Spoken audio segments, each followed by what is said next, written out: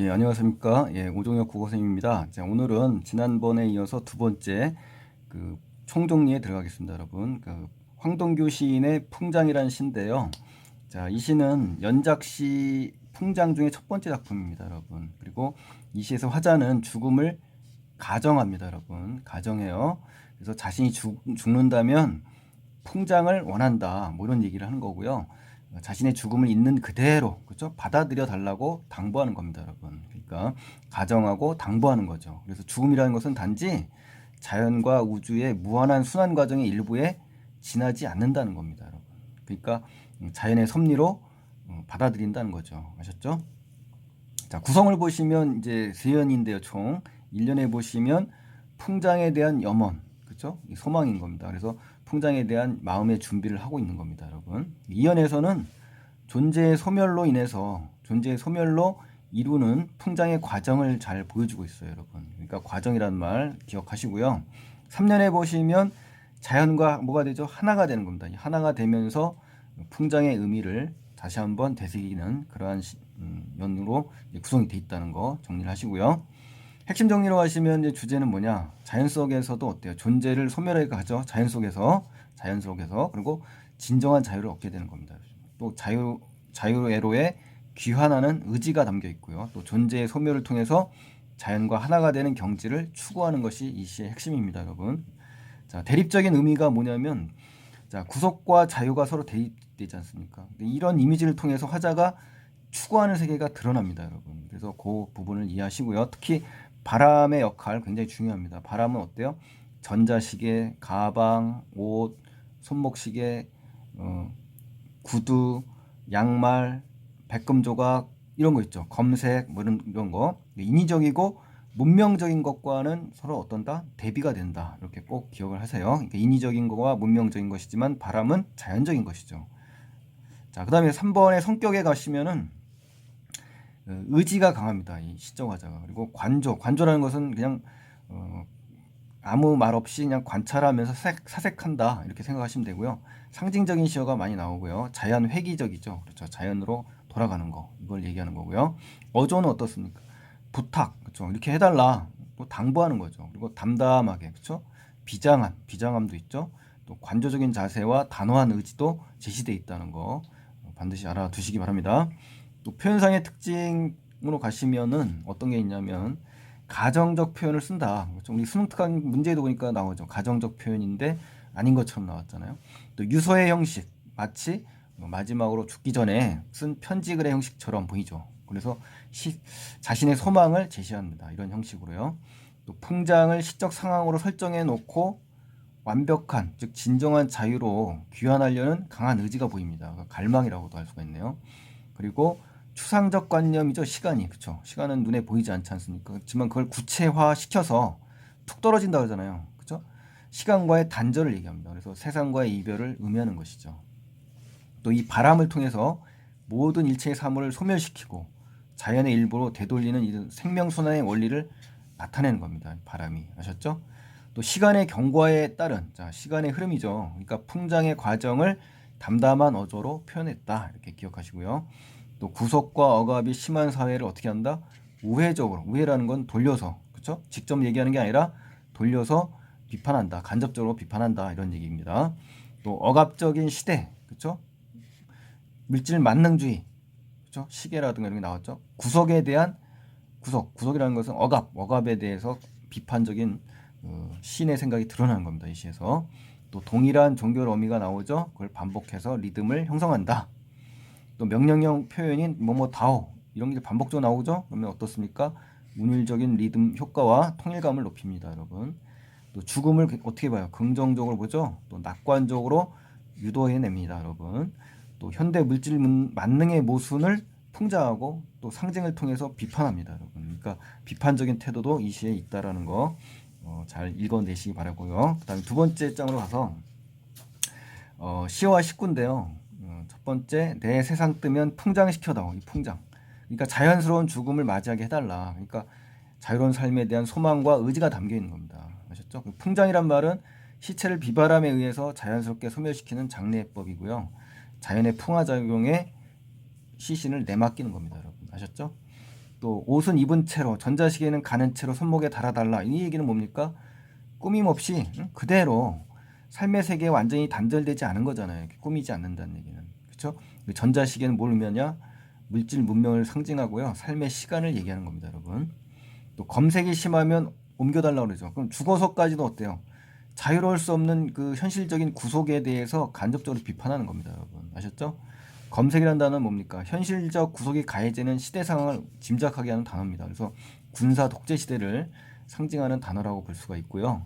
곰소는 뭡니까? 상황에 힘이 못 미치는, 그렇죠? 이러한 것이 못 미치는 인간의 자치가 아주 드문 그런 공간으로 설정된 곳이 곰소입니다, 여러분. 또 네 번째 식구를 볼까요? 가방 속에서 누워 있다가라는 표현이 나오거든요. 그러니까 현실적 삶의 공간이 억압적이라는 의미입니다. 그래서 죽음을 긍정적으로 수용한다는 거예요. 아셨죠? 예. 또 선유도 지나서 무인도 지나서 통통 소리 지나. 이 말은 공간의 이동, 장소의 이동을 통해서 삶의 세계에서 점점 멀어지는 것을 의미하는 거죠. 아셨죠? 자, 그다음에 무인도는 뭡니까? 진정한 자유의 공간인 것이죠. 그래서 인간의 삶과 단절, 그렇죠? 또 자연과의 합일이 이루어질 수 있는 장소라는 거 아시기 바라겠고요. 진화가 지금 반복되죠, 이런 시어가. 그래서 현실의 삶에 대한 정서적인 거리감을 부각시키는 그런 시어다라는 거 아시고요. 또 잠시 정신을 잃었다. 이거 뭐예요? 삶과 죽음을 연속적으로 인식한 겁니다. 그러니까 삶과 죽음을 단절한 게 아니라 이어진 거다. 자연스럽게 이어진 것이다라는 것을 나타내는 그 구절입니다, 여러분. 또 가방을 벗기고 시간을 떨어뜨린다. 이 말은 뭡니까? 인위적이고 현실적인 제약으로부터 구속으로부터 자유로워지는 그런 과정을 얘기하는 겁니다, 여러분. 또 늦가을 차가운 햇빛 속이라는 것은 계절적 배경과 촉각적 이미지로 풍장의 분위기를 지금 제시하는 거잖아요. 계절 나왔죠. 또 촉각적 이미지 나왔잖아요. 그렇죠? 또 손목 시계가 부서진다는 건 뭐예요? 부서진다는 것은 삶의 시간에서 이제 완전히 탈피한다, 즉 벗어난다는 얘기죠. 아셨죠? 또 남몰래 시간을 떨어뜨린다는 것은 시간과 어떻다? 단절된다는 거죠. 세상과 이별된다는 거죠. 그렇죠? 예, 그런 것을 아셔야 되겠습니다. 자, 그다음에 바람이란 단어인데, 바람은 자연적 소멸로 인해서 어때요? 자연의 품으로 돌아가게 만드는 그 매개체잖아요. 풍화작용 또 생명순환의 원리를 갖고 있는 그런 시어가 바람입니다, 여러분. 아셨죠? 네. 또 붉은 열매에 툭툭 퉁기는, 자, 툭툭 퉁기는 씨들, 자, 씨. 생명의 순환을 보여주는 거죠. 아셨죠? 예. 또 무연이란 말은 멍하니, 또 현실을 초탈한 자세를 의미하는 단어입니다, 여러분. 또 살을 말리게 해도, 그러니까 육신의 질곡, 속박, 억압에서 벗어나고 싶은 소망을 의미하는 겁니다. 그래서 죽음에 대해서 어때요? 두려워하지 않고 그냥 초연한, 달관한 자세를 취합니다, 여러분. 또 어금니에 박혀 녹쓰는 백금 조각도 바람 속에서 빛나게 해다오. 그러니까 모든 물질적 욕망을 풍화작용에 의해서 사멸시키고 싶은, 자연스럽게 사멸시키고 싶은 그런 바람이 담겨 있는 겁니다, 여러분. 아셨죠? 또 바람을 이불처럼 덮겠다. 이거 뭐예요? 죽음에 초연하겠다, 초탈하겠다, 뭐 이런 얘기죠. 아시죠? 또 화장도 해탈도 없이란 말은 세속적인 죽음의 미화, 그러니까 죽으면 왜 화장하지 않습니까? 그런 거 필요 없고, 또 종교적으로 어때 해탈했다라는 어떤 신성시하는 그런 것들도 다 나는 거부한다 이겁니다. 아셨죠? 입을 여미듯 바람을 여미는 것처럼 하겠다 이거예요. 그러니까 바람과 조화를 이루면서 시각적으로 지금 제시하고 있지 않습니까, 여러분? 자, 이런 표현들을 반드시 이해하셔야 됩니다, 여러분.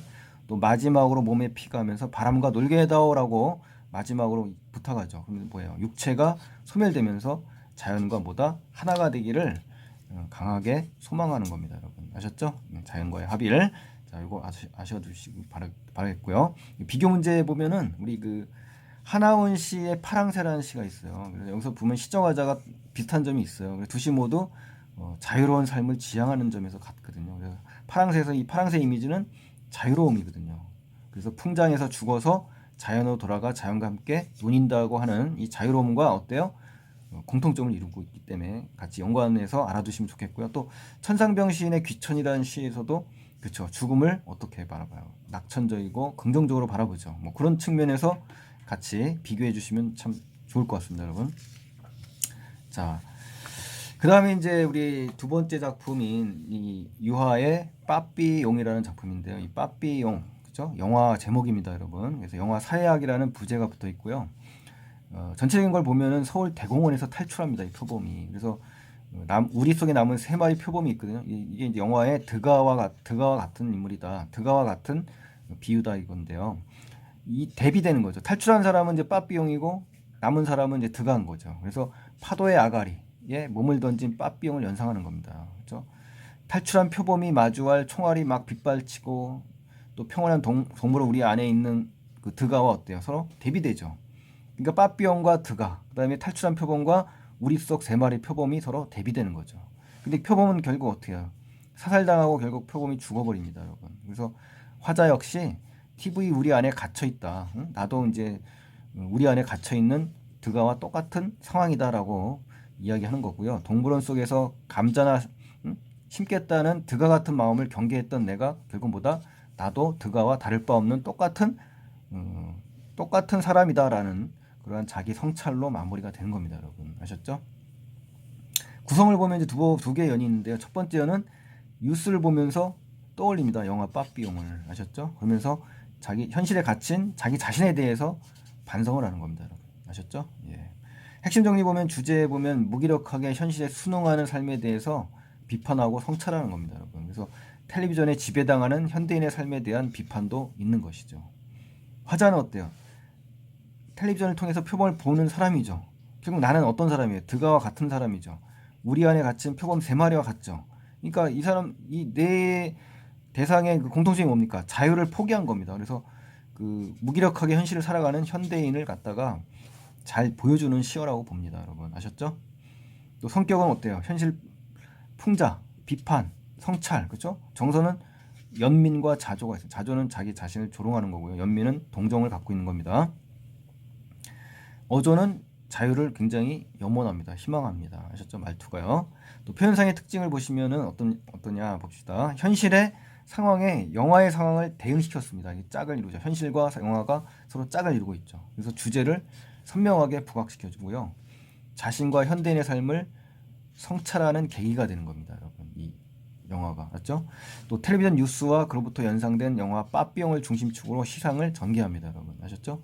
또 뉴스와 영화 매체가 전하는 메시지를 바탕으로 사회적인 성찰. 그래서 부제가 영화 사회학이지 않습니까? 그러니까 사회적 성찰을 제시한다. 이렇게 이해하시고요. 네 번째, 대조적 대상을 설정합니다. 그래서 무기력하고 무비판적으로 현실에 그냥 순응하는 이러한 현대인의 삶과 세태를 꼬집는 겁니다, 여러분. 아셨죠? 예. 또 대조적 공간이 나옵니다. 그래서 자유를 얻기 위해서 겪어야 하는 시련을 잘 보여줍니다, 여러분. 아셨죠? 또 우리 속 표본과 감옥 속 드가와 자신을 동일시하는 화자의 연민, 그렇죠? 화자 자신을 연민하고 자기 자신을 조롱한다 그랬죠? 자기 자신을 비웃는 정서가 드러나는 겁니다, 여러분. 또 의문형 종결 어미를 써가지고 현실에 안주하는 자신에 대해서 어때요? 비판적으로 바라보고죠. 그러면서 성찰을 하면서 주제에 대한 여운을 남깁니다, 여러분. 아셨죠? 여운이 있어요. 또 표현 방식은 동음이어가 나와서 언어 유희를 주죠. 또 비와 대조가 쓰였습니다. 대표적으로. 또 이연에 보면 이행밖에 없어요. 이연이. 그렇죠? 마지막에. 그리고 강조의 효과를 높이기 위한 그런 표현 수단이라는 거 이해하시기 바랍니다, 여러분. 자, 그리고 마지막 두 번째 페이지에 보시면요. 3번 시어와 19에 대한 공부인데요. 자, 첫 번째는 이제 아침 TV를 켰더니 이제 탈출했대요. 표범이. 그래서 간접화법이죠. 그러니까 결국 뭐예요? 텔레비전에 의해 알게 된 사실임을 강조하는 거고요. 표범 한 마리는 화자와 대비되는 거죠. 그렇죠? 예, 표범 세 마리, 위에 갇힌 세 마리가 화자와 대응되는 거고요. 또 두 번째, 수제가 겹쳤다는 것은 언어 유희죠. 언어 유희. 수제는 짐승에 의한 재난이고요. 앞에 수제는 물난리를 의미하는 겁니다, 여러분. 또 세 번째, 일순 마주치라는 말에 나오는 행간걸침이 있지 않습니까? 이 행간걸침을 사용해가지고 일상에서 성찰하는 순간을 긴장감 있게 강조시켜주는 효과가 있어요, 여러분. 아셨죠? 시적 긴장감을 줍니다. 그래서 우리 속 세 마리 박혀 있어 버렸다. 여기까지는 뭡니까? 자유가 없는 이 표범에 대한 연민을 갖고 있는 겁니다. 그래서 우울한 눈빛이 비춰진 거죠. 무기력한 모습이란 얘기죠. 갇혀 있는 모습을 통해서. 빠삐용은 뭡니까? 빠삐용. 영화 빠삐용에서는 어때요? 자유를 찾아서 아주 높은 절벽에서 바다를 향해서 몸을 날리거든요. 그러면서 자유를 찾으러 떠나는 그런 주인공입니다, 여러분. 평온한 동물원 우리 속 그냥 남은 3명의 드가라고 그랬죠. 이건 뭡니까? 안전을 택한 우리 속 표범을 비유한 거고요. 드가는 이제 영화 빠삐용에서 주어진 환경에 그냥 순응해 나가는 자유를 포기하는 인물이에요, 여러분. 아셨죠? 예. 드가 같은 마음이라는 건 뭐예요? 자유보다는 무사 아닐 안전을 택하는 마음입니다, 여러분. 아셨죠? 예. 빠삐용 난 여기서 감자나 심으며 살래 이 말은 뭡니까? 영화 속 대사를 그대로 인용해가지고 주제를 효과적으로 표현한 겁니다, 여러분. 예. 동물원 같은 공간은 어디입니까? 안전하지만 자유가 없어요. 그렇죠? 예. 또 저녁 TV 뉴스하면 어떻습니까? 간접 경험을 주면서 텔레비전에 의해 경험한 사실이라는 걸 알려주는 거죠. 또 사살당한 표범의 시체 뭡니까? 자유를 택한 결과 어때요? 좌절한 거죠. 그렇죠? 예, 죽은 겁니다. 또 거봐 결국 죽잖아.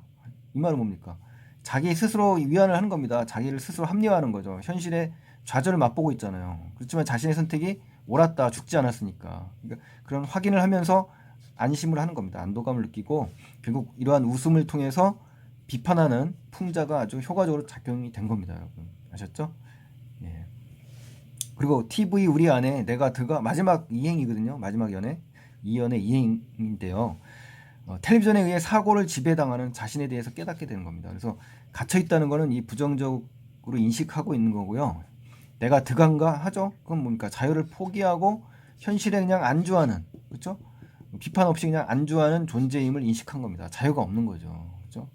예, 그걸 스스로 인식하게 된 겁니다, 여러분. 그래서 우리 최승호 시인의 북어라는 시가 있습니다, 여러분. 북어라는 시와 연관을 지을 수 있는데요.